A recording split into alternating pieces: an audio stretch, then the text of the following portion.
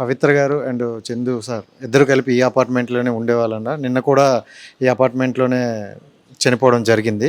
So ఎలా జరిగింది ఏంటి మీకు ఏ టైంలో తెలిసింది అసలు? మాకు అయితే వాళ్ళ ఫ్రెండ్స్ వచ్చేదాకా మాకు తెలియదు. ఇంట్లోకి వెళ్ళి పడుకున్నారేమో అనుకున్నాం ఎంతవరకు అని. వాళ్ళ ఫ్రెండ్స్ వచ్చాక తలుపులు కొట్టిన తలుపులు ఎత్తలేరన్న, ఒకసారి రండి తలుపు చూద్దామంటే ఒకసారి వెళ్ళాము.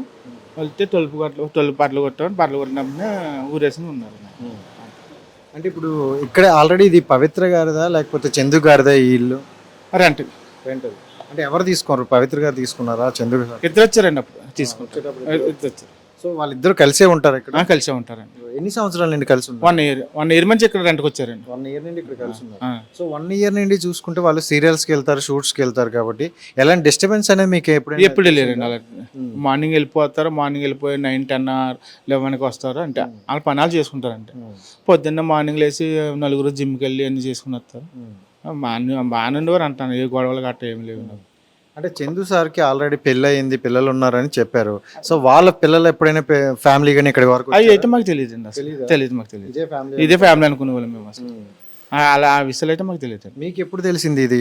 మాకు ఇప్పుడు నిన్న ఈ న్యూస్ వాళ్ళు చెప్పేదాకా తెలిసింది. మాకు అప్పటిదాకా తెలియదు అసలు. అంటే ఇప్పుడు ఆవిడ చనిపోయారని మొన్న తెలిసింది కదా.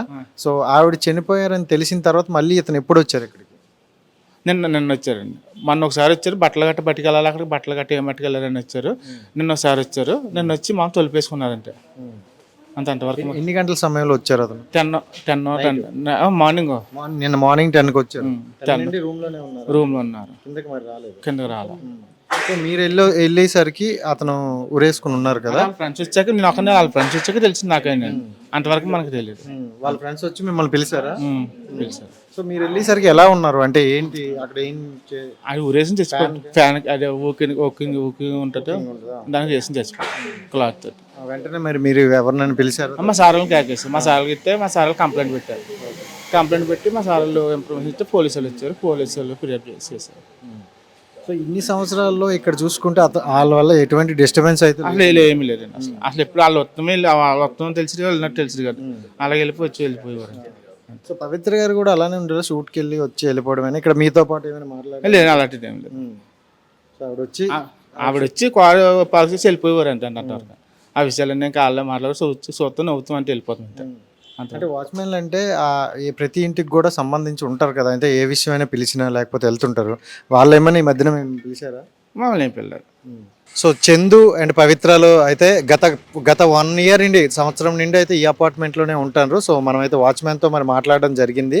సో గత సంవత్సరం నుండి అయితే ఈ అపార్ట్మెంట్లోనే ఉంటున్నారు. అండ్ వాళ్ళిద్దరూ అయితే హస్బెండ్ అండ్ వైఫ్ అని వాచ్మెన్ కూడా అనుకున్నారంట. సో ఈ చూసుకుంటే పవిత్ర గారు చనిపోయిన తర్వాత నుండి రీసెంట్గా మధ్యలో ఒకరోజు వచ్చి బట్టలు పట్టుకెళ్ళారంట.